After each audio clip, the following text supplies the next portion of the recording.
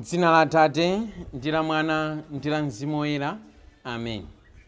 Tikulandireni abale ndi alongo mwa Ambuye pano pa tilankhuleni Ambuye lero lachisanu limene Mulungu akuchiritsa munthu uja amene anabweretsedwa ndi anzi zake ataona kunena kuti pa khomo limene Ambuye Yesu analili mwadzadziratu kwambiri, akukera pamwamba pa nyumba ndipo akusasula ndi kumutsitsa munthuyo kuti Ambuye Yesu amuchiritse, kuti Ambuye Yesu amupempherere.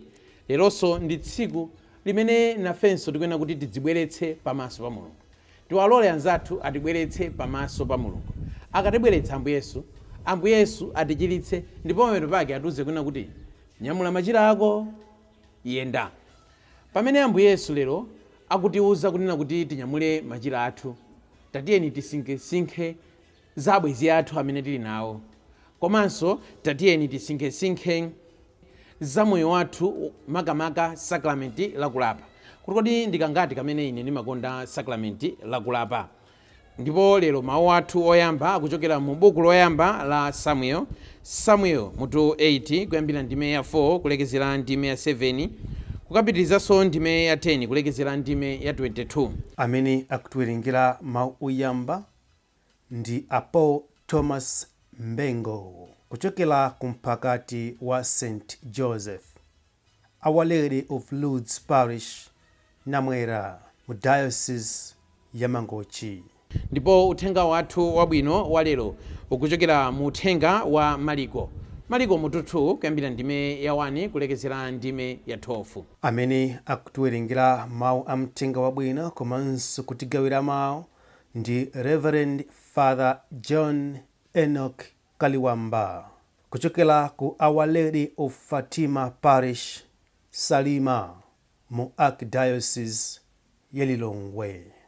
Abale ndi alongo, tiyeni tikhalire limodzi. Mawu a m'buku loyamba la Samueli mutu 8. Aisraeli apempha kuti akhale ndi mfumu. Tsono akuluakulu onse a Israeli anasonkhana nadza kwa Samueli ku Rama. Adamuwuza kuti, taonani, inu tsopano mwakhwima, ndipo ana anu sali ndi makhalidwe onga anu. Tsono mutipatse mfumu kuti izitilamulira monga mmene ikuchitira mitundu ina ya anthu. Mawu amenewa akuti mutipatse mfumu yoti izitilamulira sadamkondwetse Samueli. N'chifukwa chake Samueliyo adapemphera kwa chauta.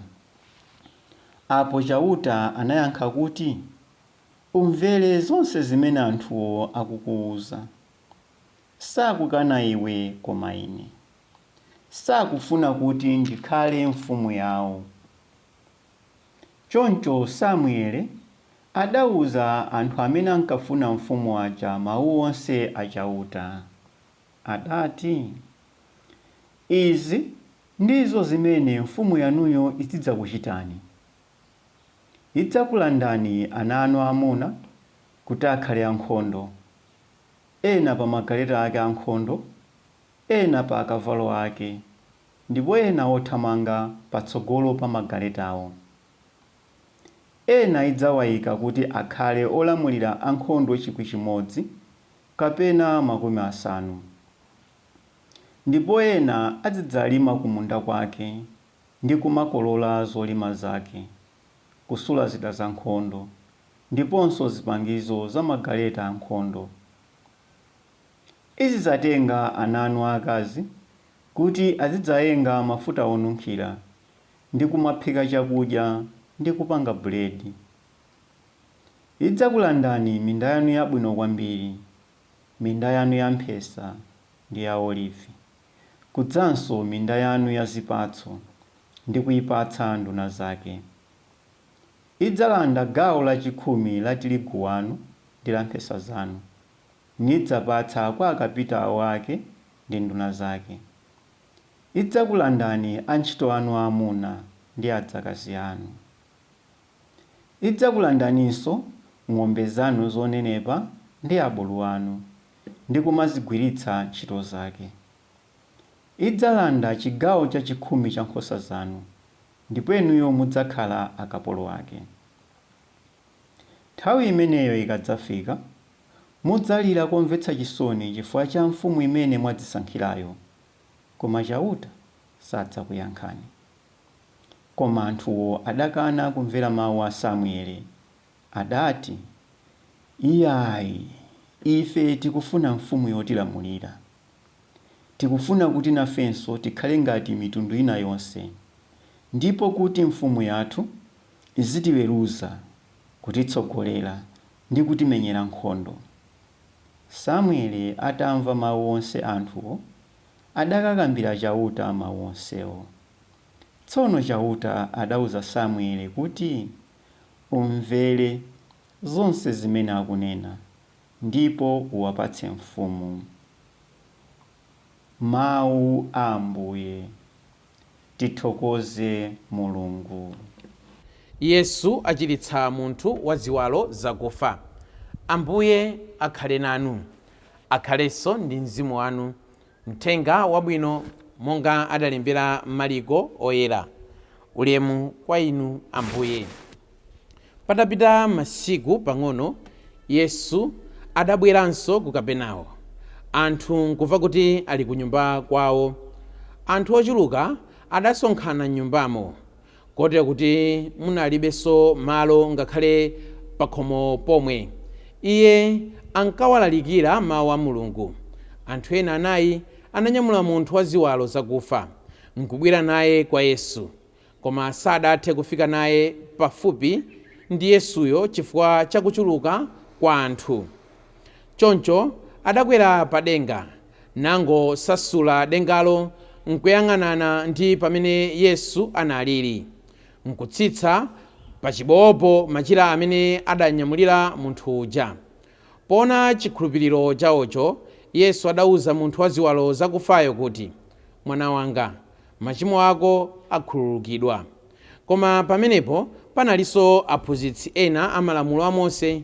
Iwowo adayamba kudzifunsa mu mtima mwawo kuti, kodi iyeyu angalankhule bwanji motere? Si kunyoza Mulungu kumeneku? Ndani angakhululukire machimo? Si Mulungu yekha kodi? Koma Yesu adadziwa kuti akuganiza zimenezi mu mtima mwawo. Motero adawafunsa kuti, bwanji mukuganiza zimenezo mu mtima mwanu? Chapafupi koposa nchiti kumuwuza wa ziwalo zakufayo kuti machimo ako akhululukidwa, kapena kunena kuti dzuka, nyamula machira ako, yamba kuyenda? Koma kuti mudziwe kuti Mwana wa Munthu ali nazo mphamvu pansi pano zokhululukira machimo, onani. Pamenepo adauza ofa ziwalo uja kuti, iwe dzuka, tenga machira ako uzipita kumudzi. Munthu uja adanyamukadi, natenga machira ake aja nkutuluka. Onse aja akuona. Anthu onse aja adazizwa kwambiri, nayamba kutamanda Mulungu, nkumanena kuti, zoterezi ife sitidazione n'kale lonse. Mthenga wa Ambuye. Ulemu kwa inu Ambuye Yesu Khristu. Lero pamene Ambuye Yesu akuchiritsa munthu wakufa ziwalo, leronso ndi tsiku limene nafenso tikuyenera kuti tisinkhesinkhe za moyo wathu wa Chikhristu, makamaka moyo wathu wa mapemphero, mmene timabwerera pamaso pa Mulungu kupempha madalitso osiyanasiyana. Munthu ameneyu, anthu atazindikira mavuto ake, tikumva kunena kuti akunyamulidwa ndi anthu anayi kupita ku nyumba ina ku Kapenawo kumene Ambuye Yesu adalili. Ndipo atazindikira kunena kuti Ambuye Yesu ali uko, akumutengera munthu uja kumeneko, koma akukafika akukaona kunena kuti yayi, sitingakwanitse kuti munthuyu tilowe naye nyumbamo chifukwa mwadzadziratu. Koma mwachikhulupiriro mosataya mtima akukwera pamwamba, akuzindikira kunena kuti zivute zitani, gwero la machiritso a munthu ameneyo lagona mwa Ambuye Yesu. akukwera pamwamba akusasula, ndipo atasasula akuwatsitsa machira pamene pali munthu wakufa ziwaloyo nkungofika penipeni pamene pali Ambuye Yesu. Uthenga wabwino wa lero ukutiphunzitsa zinthu zambiri, koma choyambirira chimene ife tikuyenera kuti tiphunzire nkunena kuti kwa bwana wabwino sachokako ntchito ayi, kwa bwana wabwino sitisiyako ntchito ayi. Anthu awa adachita china chilichonse kuti mpaka na munthuyu afike naye pamaso pa Ambuye Yesu, akumane ndi Ambuye Yesu, chifukwa amadziwa ubwino wa Yesu Khristu, chifukwa amadziwa mphamvu za Yesu Khristu, chifukwa amadziwa kuthekera kwa Yesu Khristu. Kuti zivute zitani munthuyu akangokumana ndi Ambuye Yesu, munthuyu achiritsidwa ndithu. Komatu panalitu zokhoma zina ndi zina. Pachitseko sana akatha kulowa chifukwa padadzaza. Pamwamba amenena kuti achite kukwera, kenaka amenena kuti achite kusasula. Zonsezi adachita chifukwa chozindikira kunoti zivute zitani munthuyu achiritsidwa. Komanso zivute zitani Ambuye ali nazo mphamvu, zivute zitani Ambuye Yesu ndi wachikondi, amuchiritsa munthu ameneyo. Moyo mwathu wa mapemphero, moyo mwanu wa mapemphero, ambiri mwa ife takwera mapiri, ambiri mwa ife tasala kudya, tachita manovena ambirimbiri. But don't give up. Chifukwa chonena kuti Ambuye Yesu ndi wabwino, chifukwa chonena kuti Ambuye Yesu ali nazo mphamvu, tsiku lina mudzakumana naye, tsiku lina mudzakumanizana naye, osataya mtima ayi. Iyeyo nthawi yoyikika mukadzakumana naye, nthawi yomweyo adzakupatsani madalitso amene mukuwafuna. Komanso lero Ambuye Yesu kudzera mu uthenga wathu wabwino wa lero akufuna tisingesinge za abwezi za anzathu amene ife tili nawo. Tangoganizani abwezi amene muli nawo, anzanu amene muli nawo. Kodi mutati mwadwala ndi anzanu angati amene angathe kukutengerani kumpingo? Ndi anzanu angati amene angati matenda amenewa tiyeni tipiteni kutchali chitika pemphere? Ndi anzanu angati amene angati kuti matenda amenewa tiyeni mukakumane ndi wansembe? Anzanu angathe kutengerani kuti? Anzanga angathe kutengera kuti? Anzathu angathe kutengera kuti? Nzathu kuti wachitika mwayi analinda anzake amene anamutengera kwa Ambuye Yesu, amene amadziwa kuti zivute zitani angathe kumuchiritsa. Ambiri rumwa ifetu anzatu mwa ife mwina angathe kutengera kwa asing'anga. Ambiri rumwa ifetu mavuto athu mwina anzathu angathe kutengera ku solution imene so mwina so si solution ikangonjezera so mavuto athu. Choice of friends. Bwanji no mukhalenda anzanu amene adzakuthandizani kuti mubwere pamaso pa Yesu Khristu ndi mavuto anu. Bwanji no mukhalenda anzanu amene so adzakupatsani malangizo abwino onena kuti nthawi zonse mukhale pamaso pa Yesu Khristu. Kenaka phunziro linanso limene ife tikuphunzira mawu athu alero ndionena kuti ife tisadasakesake madalitso ena aliwonse, machiritso ena aliwonse, tateni tidzifunse kuti kodi machimo anga aja akhululukidwa? Iru ndi njira imene Ambuye Yesu akumuchiritsira munthu ameneyo. Sakumuwuza kunena kuti wachirayi, koma akumuwuza kunena kuti machimo ako akhululukidwa, and that was enough. Poyambirira ifeso tikuyenera kuti tizidzifunsa kuti ndikangati kamene ndimabwera pamaso pa Mulungu kudzapempha zinthu zosiyanasiyana nditalandira sacrament lakulapa. The sacrament of confession has to be a prerequisite for your blessings. Sacrament lakulapa likuyenera kuti libwere koyambirira ife tisadapemphe zaulere zosiyanasiyana zimene ife tikufuna. Ambuye ndikufuna galimoto, mukufuna galimoto, koma mwalapa, koma machimo anu akhululukidwa. Ambuye ndikufuna banja, mukufuna banja, koma mwalapa, machimo anu akhululukidwa. Ambuye ndikufuna ntchito, mukufuna ntchito, koma mwalapa, machimo anu akhululukidwa. Kaloweni kaye kuchivumbulo poyambirira, mukalowa kuchivumbulo ndiye pa nsembe ya misa chanu muzikweza no manja kumati Ambuye ndidalitseni, muzikweza no manja kunoti Ambuye ayireceive, muzikweza manja kuna kuti zoonadi zimene zichitikadi mwa ine. Ambuye Yesu lero akutiphunzitsa njira imene inu mungathe kudutsamo mwachidule, njira imene ine ndingathe kudutsamo mwachidule kuti ndilandire madalitso amene ndikuafuna. Machimo anu akhululukidwe kaye koyamba, machimo anga akhululukidwe kaye koyamba. Ndi pambuyo pamene machimo athu akhululukidwa pamene tingathe kuchiritsidwa ndi kulandira madalitso osiyanasiyana. Kenaka china chimenenso ife tikuphunzira ndi mphamvu zimene Mulungu amatipatsa pamene ife tadalitsidwa, pamene ife tachiritsidwa. God gives us extraordinary powers. Amatipatsa mphamvu zapaderadera. Tikuona kunena kuti munthu uyu pamene amabwera ndi anthu amene anamunyamula pa machira, anachita kunyamulidwa pa machira, koma pamapeto pa zonse Ambuye Yesu akumuwuza kuti nyamula machira ako udzipita. Machira amene anamunyamula, machira omwewo anyamulidwa. Mulungu pamene ife atipatsa madalitso amatipatsa extraordinary powers. to control what was controlling us, to humiliate what was humiliating us, to master what was mastering our life. Mulungu akatipatsa madalitso, amatipatsa madalitso ndi cholinga china kuti tichititse manyazi zinthu zonse zimene zimatichititsa manyazi, ndi cholinga china kuti tizipange control zonse zimene zimapanga control mmoyo wathu, ndi cholinga china kuti tiziyendetse zonse zimene zimatiyendetsa ife. Nchimene Mulungu amafuna. Mulungu akadzakupatsani madalitso, mudzadzifunse kunena kuti kodi madalitso amene ndalandirawa akundipatsa mphamvu za mtundu otani? Kodi machiritso amene ndalandirawa akundipatsa mphamvu zotani? Akundipatsa mphamvu zapaderadera, monga amene munthuyu akumuwuza kuti anyamulire machira amene anamunyamula pobwera.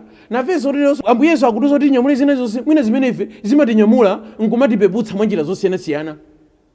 Kodi ndi chani chimene inu lero chimaoneka unoti chimapeputsa moyo wanu?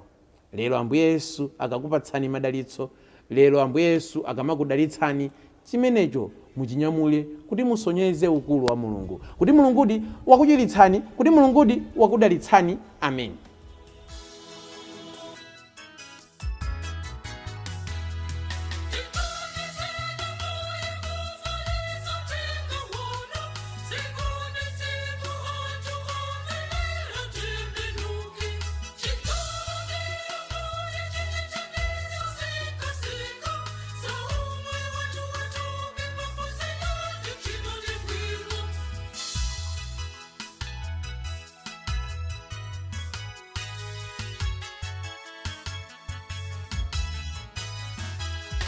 Enoch.